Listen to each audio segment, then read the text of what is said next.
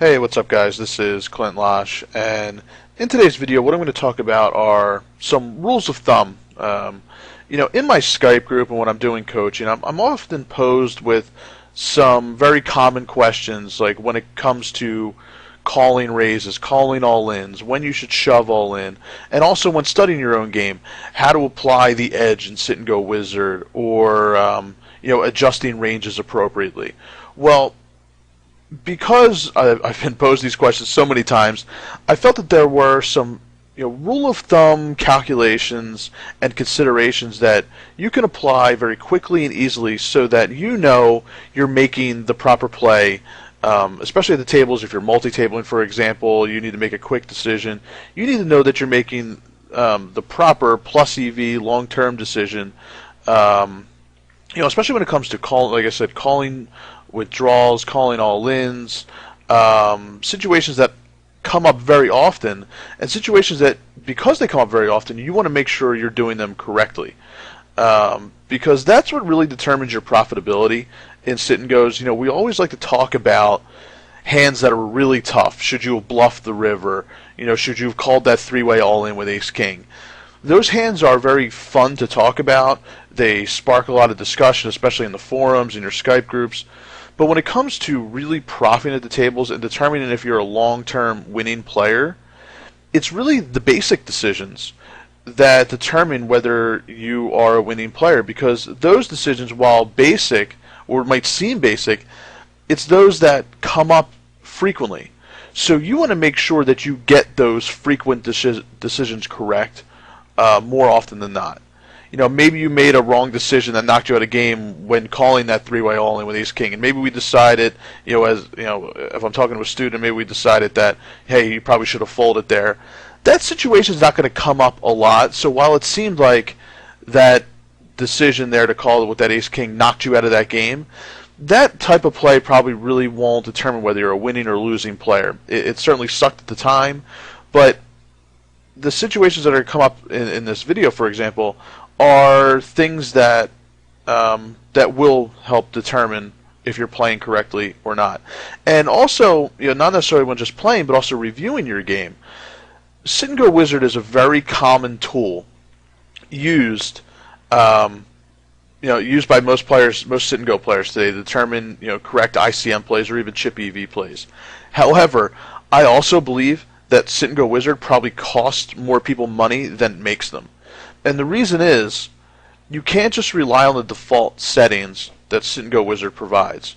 Because if you do, you're often going to have incorrect ranges, which are going to produce incorrect calculations in terms of a plus or negative EV play.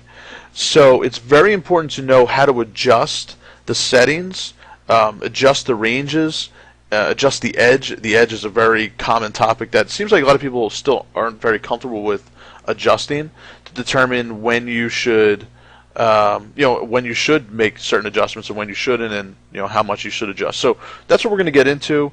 Let's just jump right into it. So first thing, some of you may have heard this, it's called the 5-10 rule.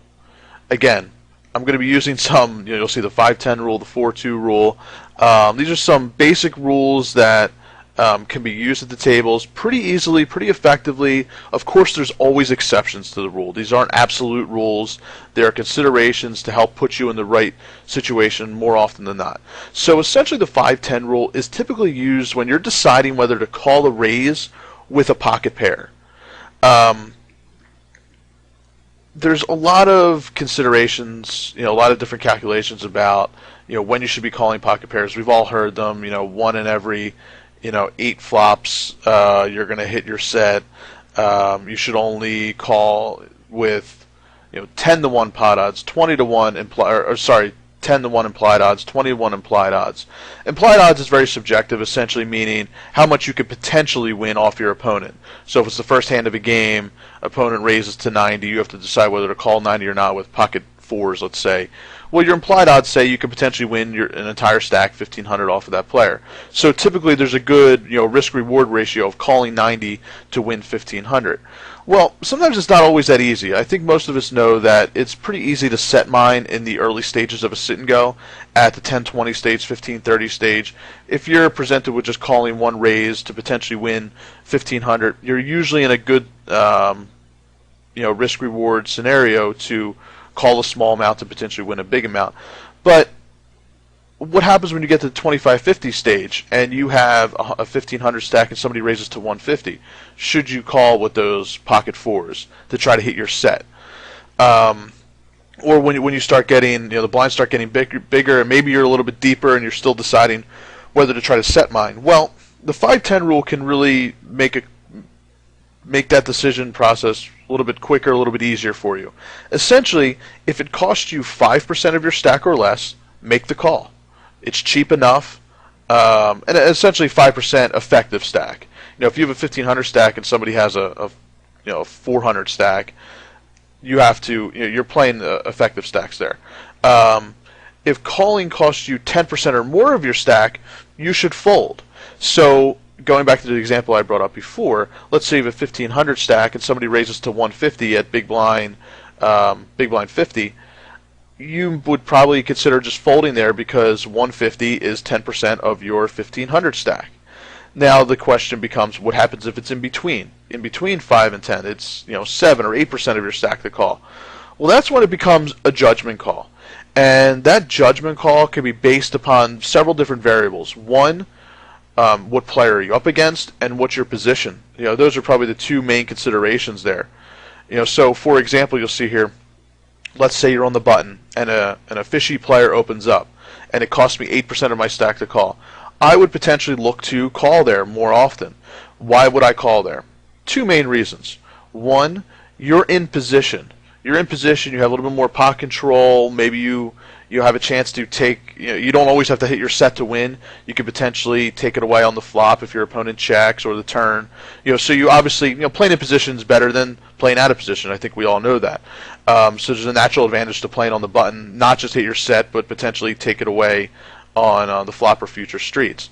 But also, always have in the back of your mind, when you're playing against a fishy, random player, just a losing player in general, quite simply, when you hit your hand, especially if you hit a set, it's much easier to get your opponent's entire stack than, say, playing against a reg or somebody who understands the game and is probably not going to put their entire stack at risk without a pretty decent hand. So it's quite simply just easier to get their entire stack. So if I'm in between that 5 and 10% area, I would look at those situations. Am I in position? Am I playing against a guy I can get his entire stack? Then I would probably make that more marginal call because there's a higher likelihood of getting paid off if I do hit my hand.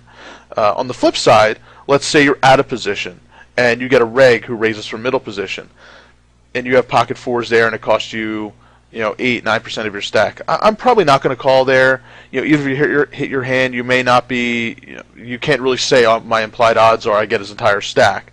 It's not always that easy. So you're less likely to get their entire stack. You're most likely going to be check folding. Since you're out of position, if you don't hit your set, it's going to be tougher to play on future streets, especially with smaller pocket pairs and you have overcards on the board.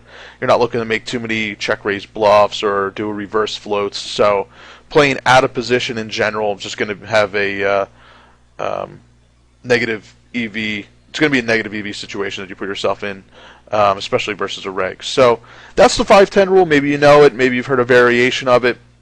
It's a quick and easy one to do right at the table. If you have tables flying up and you're trying to make a decision on whether to to call that raise with that pocket pair, this is a quick rule that you can use to justify calling or folding. The next one, the 4-2 rule, the 2-4 rule, it's however you want to say it. Essentially what this is finding your percentage odds of hitting your hand.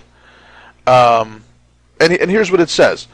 So essentially, let's say you're on the flop and you want to figure out the odds of, what are my odds of hitting my flush? I have 2 hearts in my hand, I got 2 hearts on the board, you have that flush draw.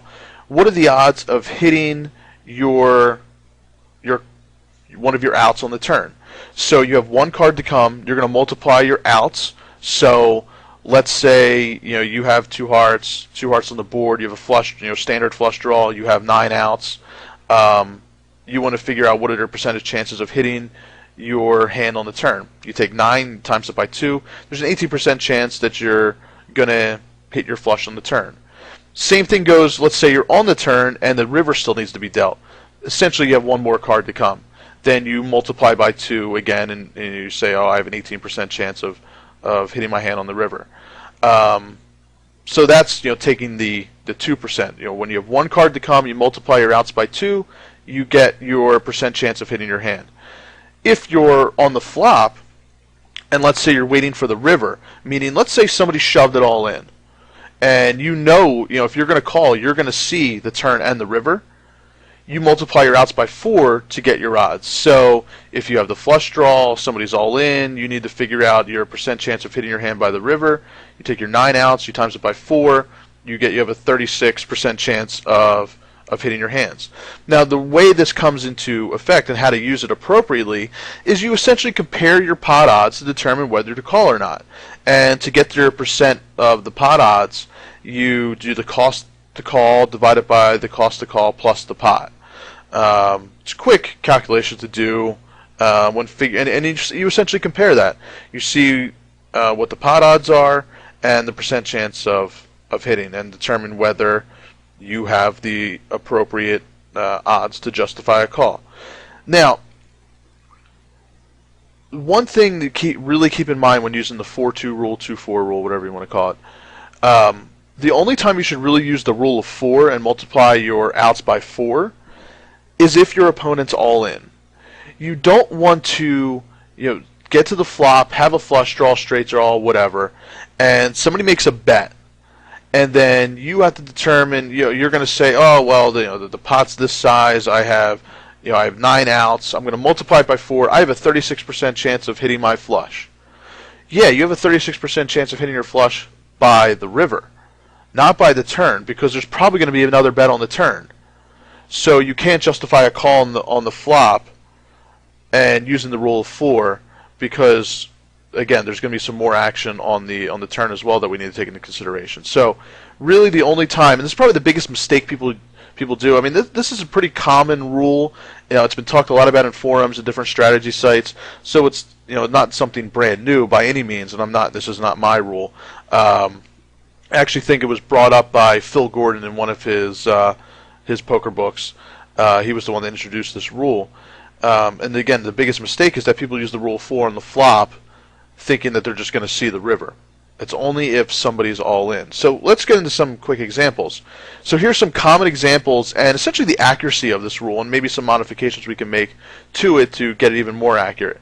So here are some common outs that, or common hands that we could have in the outs associated. If you have a gut shot, you have 4 outs straight, 8 outs, 9 outs for a flush, and a big draw like a straight and a flush draw where you got 15 outs. So if we take the gut shot where you have 4 outs, the actual chance of hitting your hand there is 8.7%, one card to come. If you use the rule of 2 where you multiply 4 times 2, it's 8%. So of course it's a little bit off. We're dealing in tenths of a percent here. That's okay. Being off by a couple tenths of a percent or even 1%, it's not going to affect it that much. Again, what we're going for here is quick calculations to put you or to give you a good idea of what play you should make and in what kind of situation you're in. So if you're trying to do difficult calculations at the table, getting specific outs and or percentages, the 4-2 rule can be a nice one to add in if you aren't doing it already. And again, let's say you have a gut shot, somebody's all in, you want to say, oh, what are my chances of hitting a gut shot by the river? Your actual chances are 16.5%, and if you just use the rule of 4 multiplied by 4, you get 16%. And I'm not going to go through every single one here. You guys can pause the video, read through this. What I will say is some modifications can be made to get more accurate. Typically where these percentages or this rule of 4 or 2 gets a little bit out of whack is when you have a lot of outs. So let's take for example the the straight and the flush draw where you have 15 outs. You could see here that, let's say somebody's all in and you're contemplating this big all in, seeing what your odds are, or your percent chance of hitting by the river. Your actual chance of hitting by the river is 54.1%. But the rule of 4 says, if you just multiply 15 by 4, it's 60%. Well, that's a little ways off. That's a whole 6% off. Typically, and you'll see the modification down here, one of these modifications that I actually read about is that when you have greater than 8 outs, so 9 outs, 10 outs, 10 outs plus, for more accuracy, what you want to do is take your outs, like we normally do, multiply it by 4, then subtract that percentage, or you want to take the difference of your outs from 8. So let's do a quick example. You have 15 outs. The difference between 15 and 8 is 7. So what we do is we multiply our outs by 4, we get 60, and we're going to subtract 7, which is the difference of the outs and 8. So we said 15 minus 8 is 7, 60 minus 7 is 53. It gets us much closer. And you can see how that works pretty well for the flush draw. You have 9 outs. 9 times 4 is 36%. To get your true, to get close to this true percentage, 9 minus 8 is 1. So just subtract 1 from the percentage. You don't need to get too hung up there on one percentage point. Obviously, the more outs you have, you want to get a little bit more accurate. But to be honest, if you have greater than 50% equity anyway, then typically, no matter what the person bets, you're going to be you're obviously in a very plus EV scenario there anyway. So whether you have 54 or 60%, you're pretty good. You're going to be a pretty good scenario. But those are some modifications, and modifications to the rule of 2. You take the rule of 2 and just add 1 to get a little bit more accurate as well. So if you look at these, the rule of 2, if you have a straight draw, 16, it's about a percentage off from 17.4, so you just add 1. You add 1 to the flush draw, you get a little bit more accurate. But so you can keep those modifications in the back of your head, but the most important thing is that you know how to apply these rules. If you didn't already know how to use them, hopefully now you know that when you're calculating those odds, you compare it to your pot odds and see if you have the appropriate percentage to justify a call. Alright, here's an interesting one, the 20% rule. This type of situation usually happens when you're in a limped pot, there's some antes, and it's typically there to show you whether you should shove all in or not. Like, for example, let's say you have 14 big blinds or 13 big blinds. That type of stack, you're typically not just going to open shove in a sit and go. But what happens if there's one limper, two limpers, or maybe there's antes involved at a full table? Well, you can't necessarily just say, well, I'm not going to shove a 14 big blind stack. You have to look at your stack overall compared to the pot and determine that risk-reward ratio. Well, if you look at the pot and it's 20% of your stack or more, you typically will have the proper risk-reward ratio to justify a shove. So and again, maybe in a 3-bet pot as well, or you're contemplating a 3-bet. Maybe there's antes, or maybe somebody just raises, and you look at their raise. You look at the pot, you see how big that pot is compared to your stack. Sometimes I see, well, I don't want to shove this big, but in reality, if you look at the pot and it's 20% or more of your stack already, then shoving all in is perfectly fine. Doing anything less may not be optimal. Maybe 3-betting smaller.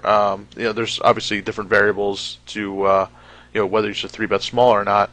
But especially if you're sitting with a hand like King Jack, King Queen, or 14 big blinds with limpers, just raising is probably not going to be great. You can justify shoving if that pot is 20% or more of your stack, or close. If it's 19%, 18%, you're in that area.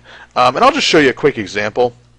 And actually, I was going through some of my hands, and I couldn't find an exact example for the hands that I actually have on this computer of a spot where I had exactly 20% or more. But here's a situation, and not that this is a difficult scenario.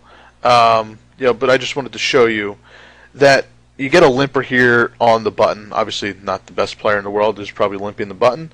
But here we are, 14 big blinds total, but 13 and a half sitting behind after posting the antes. And what should you do? Sometimes I see people raise like 400 here, which I really don't like. You can get called. You're playing out of position. It can be a kind of a nasty spot. But the pot is 250. 20% of my stack would be 270 actually. So we're right there. We're right in that realm. It's not exact, but that's essentially what we're looking at. We're looking at the pot compared to your stack. If it's 20% or more of your stack, then you can justify a shove. And to do the quick, figuring out if you have what's 20% of your stack, maybe you don't know how to do the quick rule. Essentially, 10% you just move. Think about a decimal point after the 5 here of my 1365. 10% you just move it over. So 10% would be 136, and then multiply that by 2, and you get 270. So that's the quick way to find out if it's 20% or not, or what 20% of your stack would be.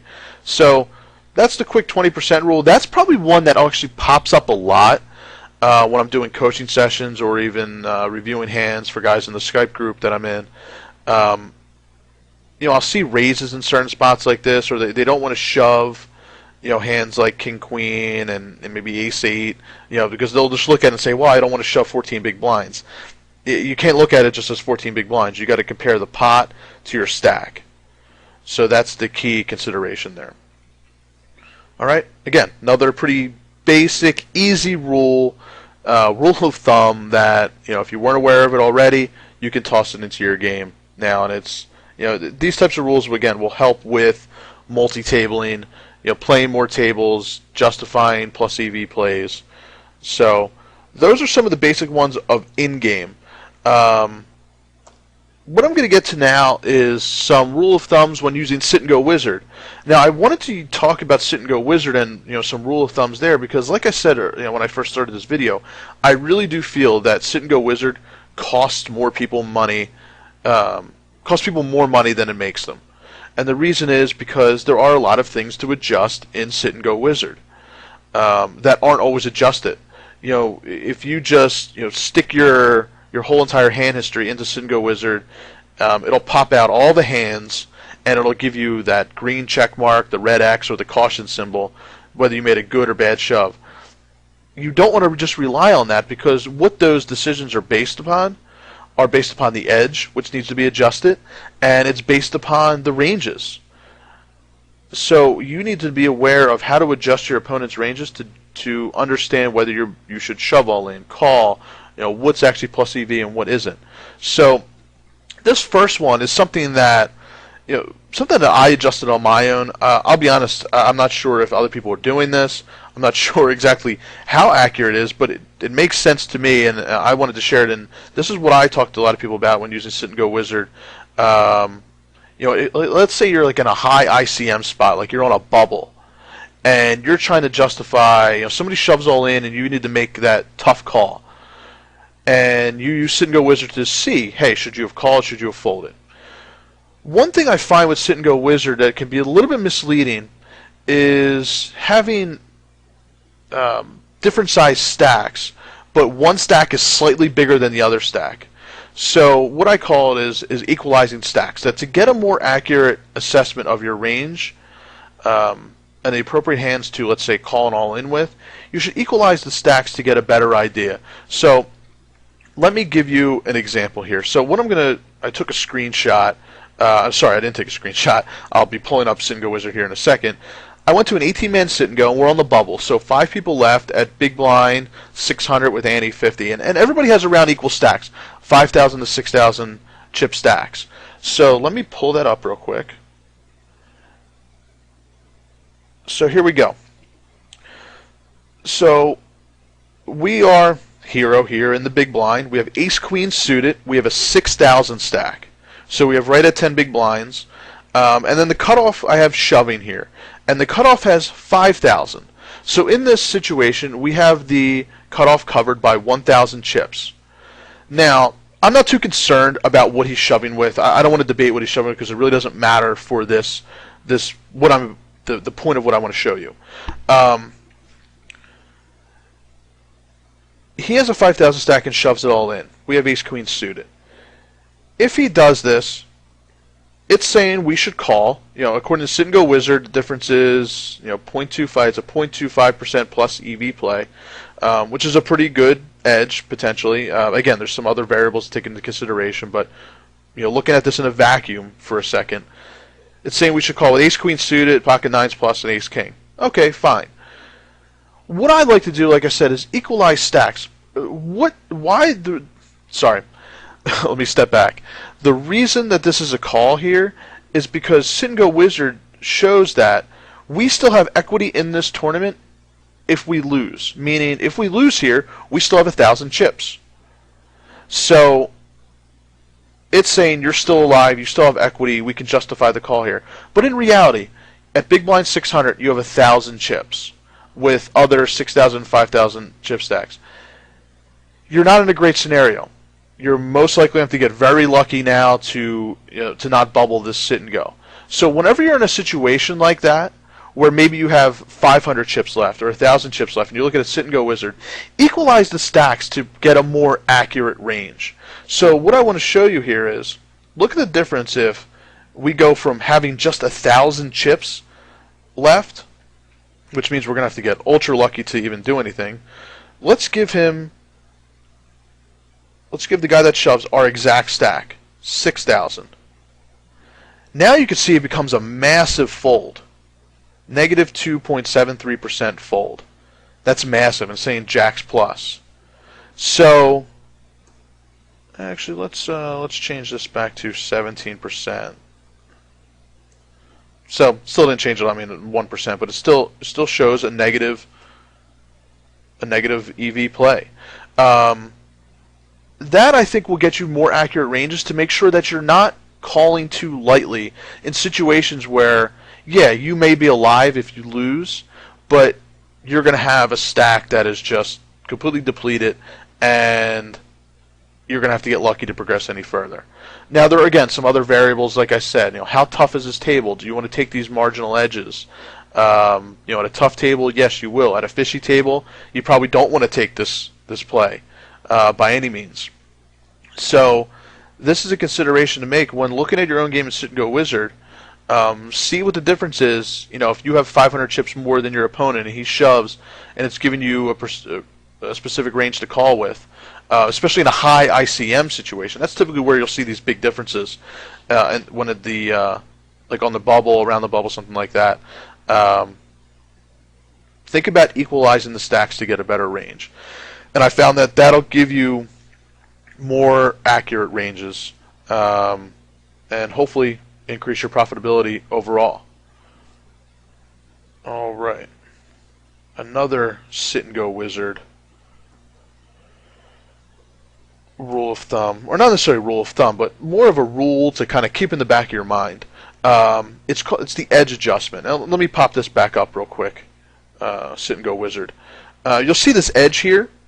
This edge is it's so often talked about, but there really isn't a lot of information on it. Like how should you adjust it?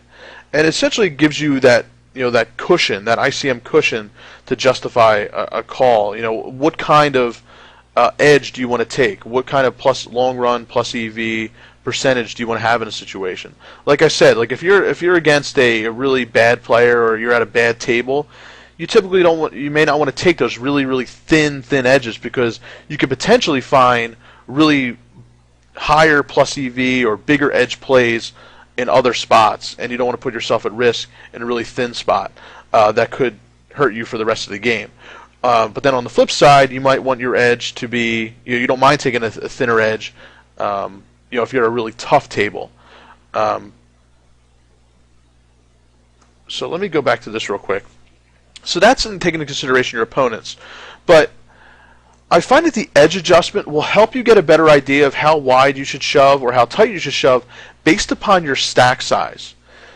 Typically, if you have greater than 10 big blinds and you're contemplating shoving, you want to give yourself a little bit bigger of an edge, because you have a bigger stack. You have more to lose. Now, I've talked to different regs, other top players, and I've asked them, how do you adjust your edge? And I've certainly gotten a lot of different answers. And not that any of them are wrong, they're definitely more subjective. But the general rule is more than 10 big blinds, you will probably want to increase your edge. You want more of a cushion. If you're going to risk a 12 or 13 big blind stack, you want to make sure you're definitely making a very solid plus EV play. When you are less than 10 big blinds, 9, 8, 7 big blinds, you probably can't look to take many plus EV spots now because you're getting a little bit more desperate. You need to shove a little bit wider because the worst thing you could ever do in a sit and go is get blinded out. So as you approach that, that 5 big blind danger zone where you have to start shoving 82 cards, you may want to start looking to take some break even or slightly negative EV shoves so that you can help preserve your future equity. That'll give you an opportunity to make more plus EV plays in the future than you otherwise would have been able to with your current stack. So again, we want to adjust our edge down, but how far down? One of the regs and one of the guys who's in my Skype group, he's a guy that actually coached me. What he did was he dropped down. If you look at your, and I'll go back to Sit and Go Wizard for a second. If you look at this percentage EV number here, for every big blind below 10, he would start dropping his edge by 0.1.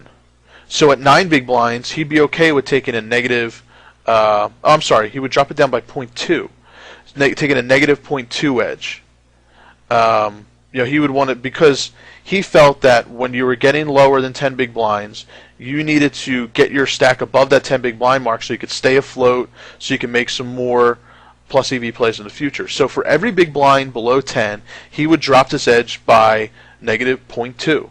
And then, so at 9 big blinds, he would take a negative 0.2 edge. At 8 big blinds, he would take a negative 0.4 edge. All the way down to 5 big blinds, where you could take a whole negative 1% edge. And again, that's very subjective, and I don't always agree that you need, for every time, in every situation you have 9 big blinds, you take negative 0.2. Because there are times where you don't have to take that negative edge with that type of stack. It's still a very manageable stack, especially if like the rest of your table has 9 big blinds. You're not in desperation mode. You don't always have to drop down that negative edge. But with that being said, I think what that will do is kind of get in the back of your mind that when you're analyzing your game, or even when you're in-game and playing, and you're sitting on the button, maybe there's 5 players left, blinds are getting high, you have 9 big blinds, 8 big blinds, the blinds are coming around again, where, yeah, right now you have 9 or 8 big blinds, but if you get hit with the blinds again through another orbit, your stack is going to be really depleted, and now you're really in that desperation zone of having to shove potentially any 2 cards, and potentially either have some fold equity or get lucky and hope your cards hold up.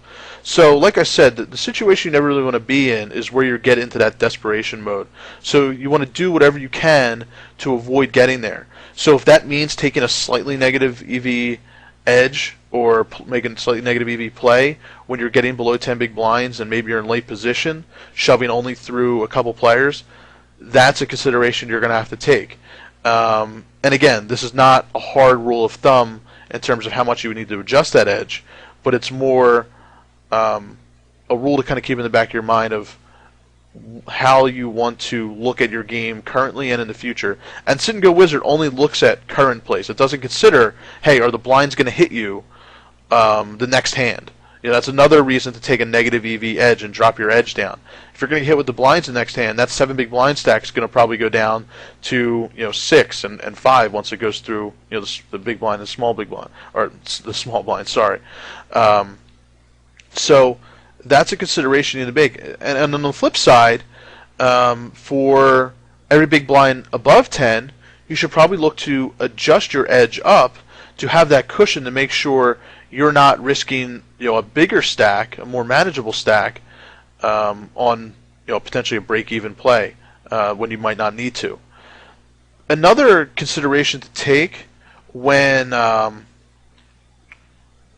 when thinking about your edge adjustment is your position at the table. I'm going to be doing another video on just edges and situations, specific hand histories. What I wanted to do right now is give you some considerations to make. And one of them is, let's say you're in the small blind, and you have 10 big blinds versus your opponent who has 10 big blinds. Some might say you could shove any 2 cards there, depending on your opponent. What do you want to do when analyzing that situation in Sit and Go Wizard? What I like to do is adjust that edge up by, let's say you have 10 big blinds, by 0.1 or 0.2, at least 0.2, to guarantee that I'm probably making a very plus EV play. Because, for example, if you're shoving any 2 cards, and if it's a plus EV play according to Sit and Go Wizard, that might be based upon whatever range Sit and Go Wizard assigns. So if you have a very marginal plus EV play when you're shoving any 2 cards, that plus EV play can become very negative if your opponent's range is slightly off than what Sit and Go Wizard tells you. And that's the thing, guys. You very rarely are going to know what your opponent's calling range is 100%. So accordingly, you have to adjust, because if you're making a very thin play with shoving any 2 cards, you want to be pretty sure you're going to be making a plus EV play before you're shoving 7 deuce offsuit into the big blind. So what you want to do is probably adjust up your edge to 0.2 at least, to compensate for the potential fluctuations in your opponent's calling range than maybe what you estimate. So that way you get a more accurate assessment of what you should shove. And again, that's when in late position, when you're probably going to be shoving really, really wide, maybe any 2 cards, 90%, 80% from the small blind or from the button. So when you're making those wide shoves into other similar stacks that maybe you're at 11 big blinds, 10 big blinds, you should probably adjust your edge up a little bit. At least probably 0.1, 0.2, I've heard even others say 0.3, even higher, to make sure you're guaranteed you're making a plus EV play. But then, again, if you look at that edge adjustment from early position, let's say under the gun, and you have 10 big blinds, you don't need a big edge when shoving under the gun, because you're probably going to be shoving solid hands anyway. Ace King, Ace Queen, maybe Ace Jack, Pocket 8s, 9s. You're going to be shoving solid hands in that situation. So you don't necessarily need that 0.2 or 0.3 edge to justify a shove. You don't need to. Well, let's just say you don't need to adjust it up so high to justify it, because you're already shoving solid hands that are plus EV plays in the long run. So those are the main adjustments to Sit and Go Wizard that I think really hurt people when analyzing their game. Now, the other thing that really hurts as well, there's no real rule of thumb for it. It's just make sure you adjust your opponent's ranges. Don't always take what Sit and Go Wizard says as this is what your opponent's range is. You need to adjust it based on what you know about that opponent, the situation, the stack sizes, etc. So there's no rule of thumb for that, so it doesn't really fit into this video. But these are 2 specific things that I'm always mentioning to players that I'm coaching in terms of make sure you equalize your stacks if your opponent's stack is not much different from yours, to get an accurate assessment of maybe what your calling range should be, for example. And then with the edge adjustment, you're getting short stack. Don't always look to make a plus EV shove when you're short stack, because what can actually happen there is if you don't adjust your edge, if you're looking at Sit and Go Wizard and you're always looking for a plus EV shove and you're sitting there with 6 or 7 big blinds, you're probably going to be too tight, and what's going to happen is you're not going to put yourself in a position to pick up chips to help you for future spots. You're probably going to find yourself getting blinded down too much.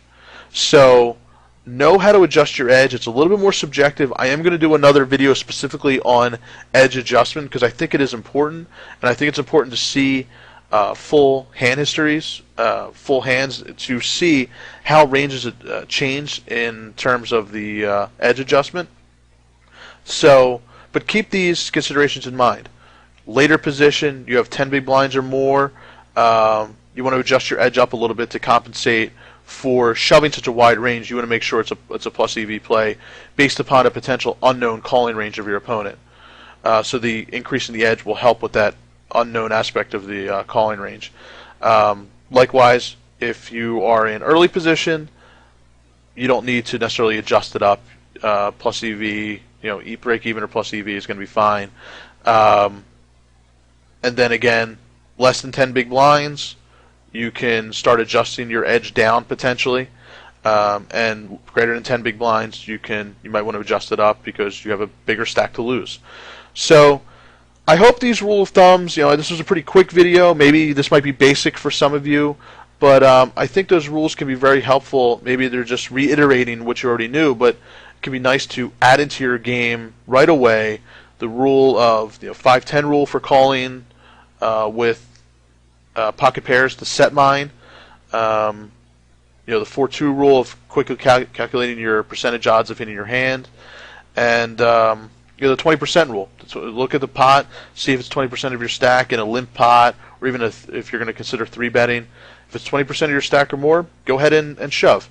It can be perfectly fine to do so in terms of risk versus reward. So hopefully that was helpful. I'm going to be doing another video on looking fully at edge adjustment, and I'll see you in the next video, guys.